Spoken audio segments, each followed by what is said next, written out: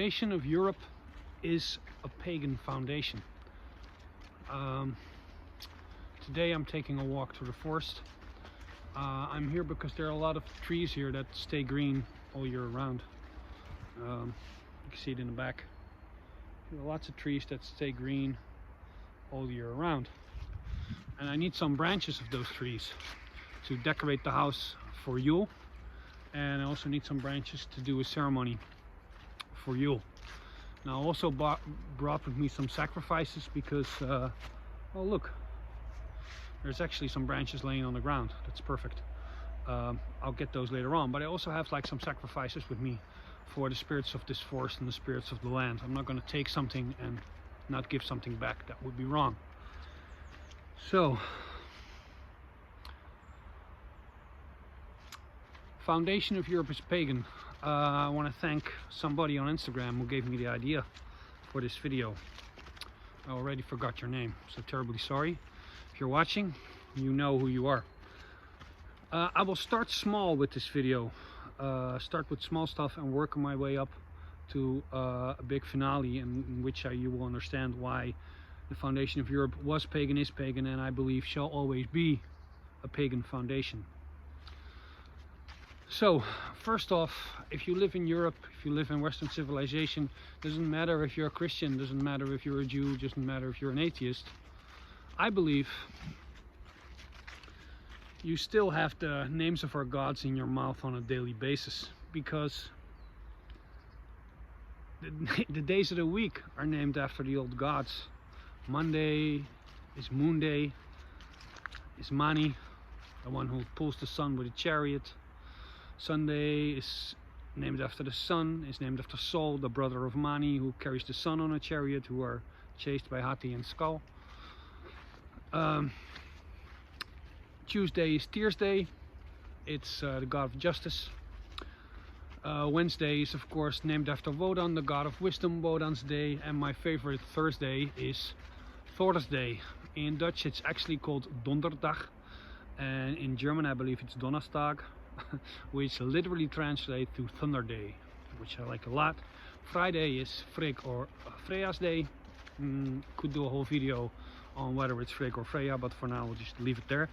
And Saturday is Saturn, the Roman god. So you have that. The other part is, let me adjust the camera here.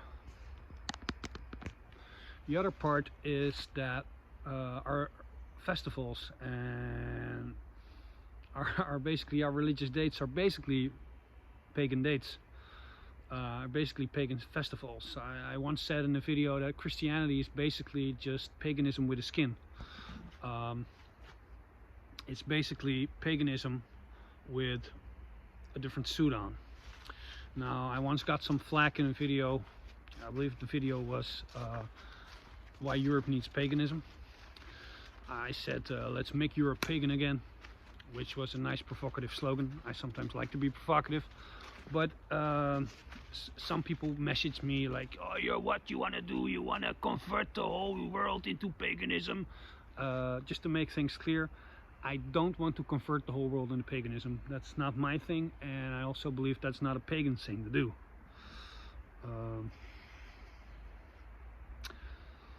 If you look like the biggest group of pagans in the world, the Hindus, you know, how many lands did they invade and convert to paganism, convert to Hinduism at gunpoint? You can Google it if you want, I'll wait. The answer is 0. I like that 0. That is to say, they didn't burn down some Muslim villages, but they never actively started conquering to promote Hinduism, to enforce it at gunpoint. I don't think that's a pagan thing to do. But since I said like Christianity is just paganism with a veil,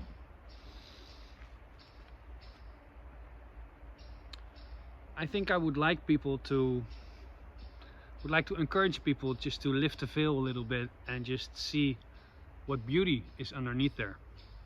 So if anybody asks what my statement is, what my mission is, that's probably it. I would like that. It's not mandatory, no one enforce it. Would would like for you to show the beauty, to see it. So, like I said, holidays. A lot of you already know this. You know, when we celebrate Easter in Europe, we're actually celebrating Ostara. It's a fertility festival. You know, we used to honor Cernunnos, or the Celtic god. The Celtic god Cernunnos and the northern god Freya. Why do you think we mess about with all these eggs? It's a symbol of fertility. Oh yeah, of course, Halloween, which is very popular, which is basically Samhain, the day where the veil between the worlds is the thinnest, and you can communicate with spirits and ancestors more clearly. You have, of course, Christmas coming up, which is basically Yule, shortest day of the year. In Roman, they used to celebrate Saturnalia, the festival of the undying sun. So paganism is still there, but you know, when we go to school,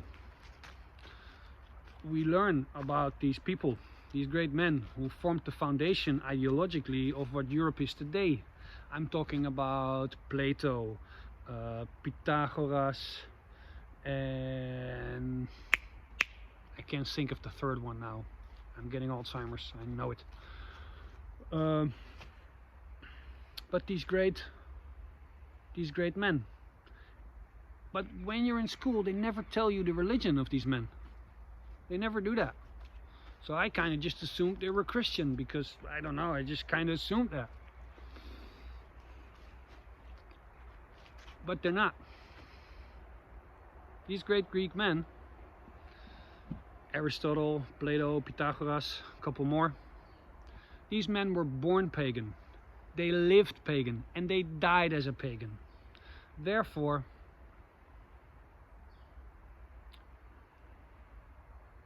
what they contributed to society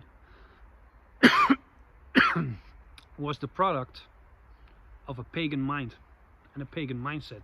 And therefore, you could argue that the foundation of Europe is a pagan foundation.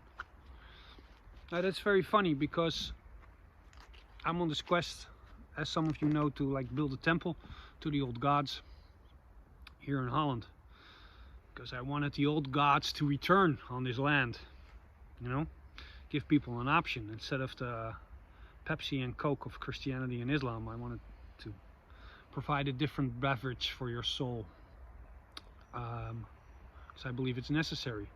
But I wanted these gods to return. But the more I walk this path, and the more I feel, and the more I think, and the more I progress on this path, you realize the old gods never left. They're still here. They're in things like democracy, philosophy, math, freedom, the days of the week, our holidays, our trees, our air, our soul. They never left. Hail the old gods.